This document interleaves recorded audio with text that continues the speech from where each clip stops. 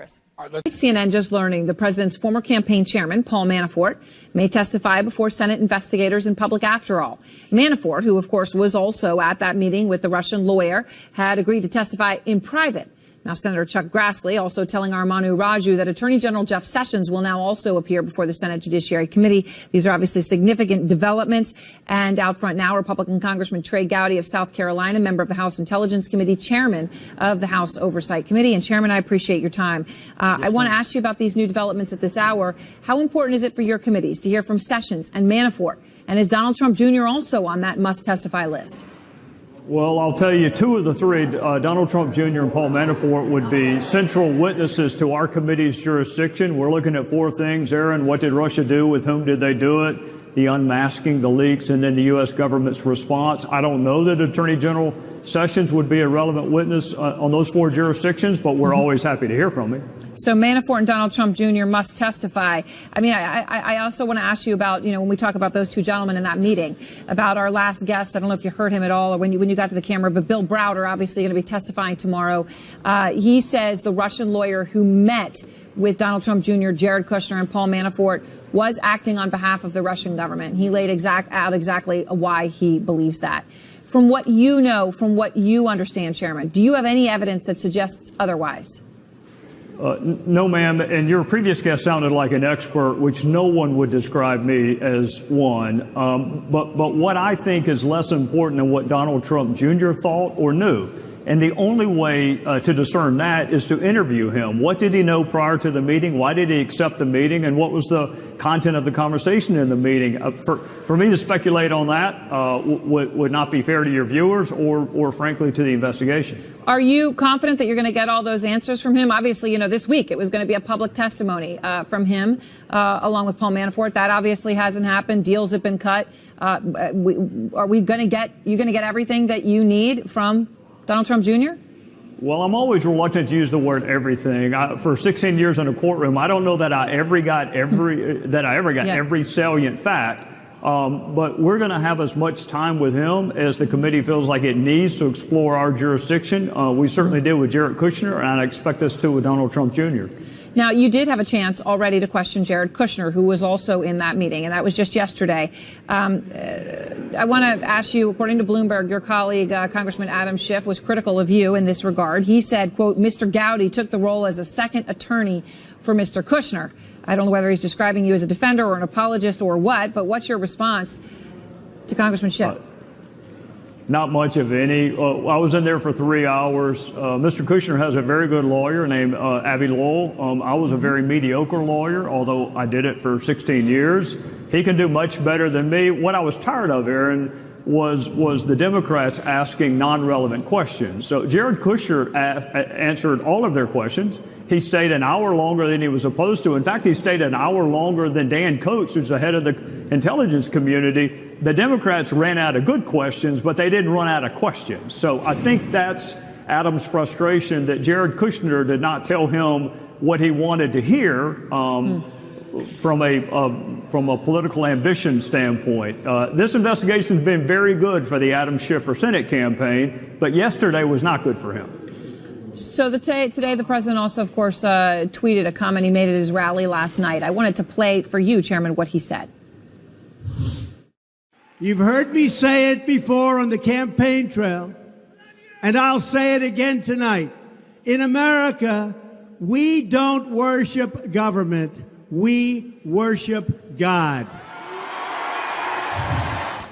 Now, conservative Bill Kristol, of course, you know him. He's been critical of the president before. But on this, he tweeted, in America, the president doesn't tell us who or what or whether to worship.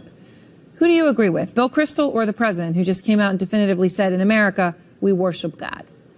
How about choice C, our founding fathers, who gave us a First Amendment, which is a free exercise right, but also a freedom to have no religion if that's what we want. There is no established religion in this country. That's why we have an establishment clause. The president's welcome to share his faith. It's been done by other presidents. Jimmy Carter did it. John F. Kennedy Jr. did it. If President Trump wants to share his faith, more power to him. But our country recognizes all religions, including no religion. All right. Thank you very much, Chairman. I appreciate your time. Yes, ma'am. Thank you. Let's take a look now at a new Monmouth University poll on the email issue. 38% say Hillary Clinton has something to hide. But look at the breakdown by party affiliation. You have 68% of Republicans and 41% of independents, but only 8% of Democrats who think there is something to hide. That is a considerable difference. The emails are connected to the investigation into Benghazi. Earlier, I spoke with Congressman Trey Gowdy. He's the chairman of the House Select Committee on Benghazi. Chairman Gowdy, I want to get your reaction to the decision by the former Secretary of State Hillary Clinton to turn over her private email server to the Justice Department. What do you think about this? About damn time was my initial reaction. We asked her in March to turn that server over to a neutral, detached, independent arbiter like the Inspector General. I can't help but smile at the notion that somebody is voluntarily turning something over to the FBI. They generally don't ask. They generally tell you to do so, and I doubt very seriously that they ask her to turn her server over. If they have jurisdiction, they don't need to ask. They just go get it. Hillary Clinton this week certified under penalty of perjury that she has turned over all of the emails related to her time at the State Department. Do you take her at that word?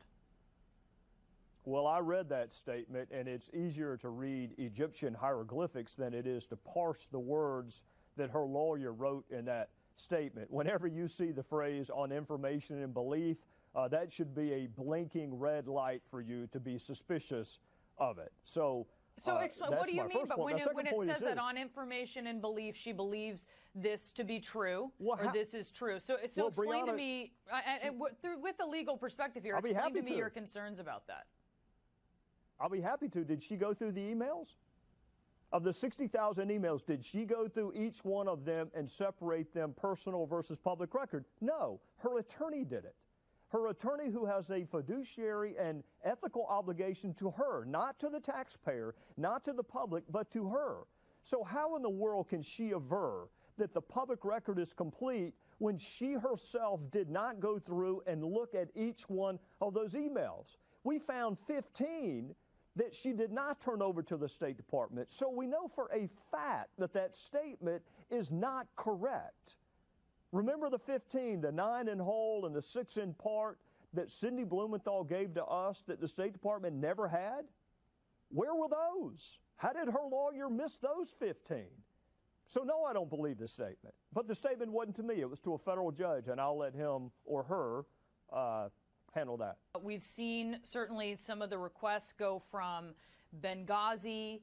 There seems to be a concern now about Libya really in general, beginning with the invasion by the U.S. and its allies. Is the committee expanding its purpose to include Clinton's email practices, or just as they pertain to these other issues that you're interested in? Just as it pertains to making sure that the public record is complete with respect to Libya and Benghazi. I have no jurisdiction over Bolivia or Paraguay or what used to be Somalia. I'm not interested in bridesmaids' dresses or yoga routines. None of that is, first of all, not my business. Second of all, it's not my jurisdiction.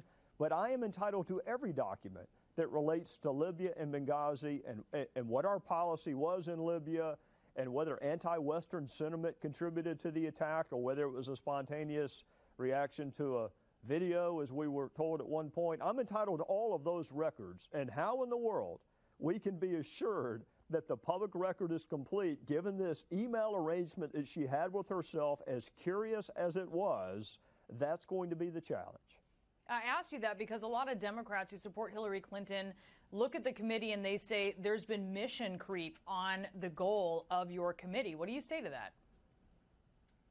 I would say they need look no further than their own putative 2016 candidate. I didn't advise her to have her own server. I didn't advise her to rely on Sidney Blumenthal as her primary advisor on Libya. I didn't advise her to keep her public records for 20 months after she separated from service and not turn them over to the Department of State. I didn't advise her to say the record is complete and then we find 15 emails where they weren't. And God knows I didn't advise her to say there's no classified information on the server when we know now that there was classified information on the server. So I get that they're frustrated. I get that they're disappointed that that her polling numbers are almost as low as Congress's, but they need to look no further than her. They don't need to blame the Republicans in the House. We're doing what we were supposed to do. And Brianna, I hasten to add, all those other committees that looked in Benghazi, not a single damn one of them figured out that she had this email arrangement with herself. So those investigations must not have been as thorough as we were led to believe. Are you casting doubt on the findings then? Those other committees that found really no issue with Benghazi or no certainly a cover-up? Give me a finding. Well, those are two separate things. Give me a finding that you think a previous committee found, and then tell me whether or not they talked to every eyewitness who would have access to information, because I can tell you they didn't. We have talked to 34 witnesses who have firsthand knowledge that no other committee talked to. So how in the world could the previous investigations be complete when you're not talking to eyewitnesses, you're not accessing the documents, and you haven't even bothered to talk to the Secretary of State who was in charge at the time? How that is a complete, thorough investigation into Benghazi, it would be laughed out of court, and it ought to be laughed out of the court of public opinion. But you're raising questions about Republican findings too, right? So that just proves how bipartisan I am, Brianna. Yes, Republicans can run slipshod investigations just like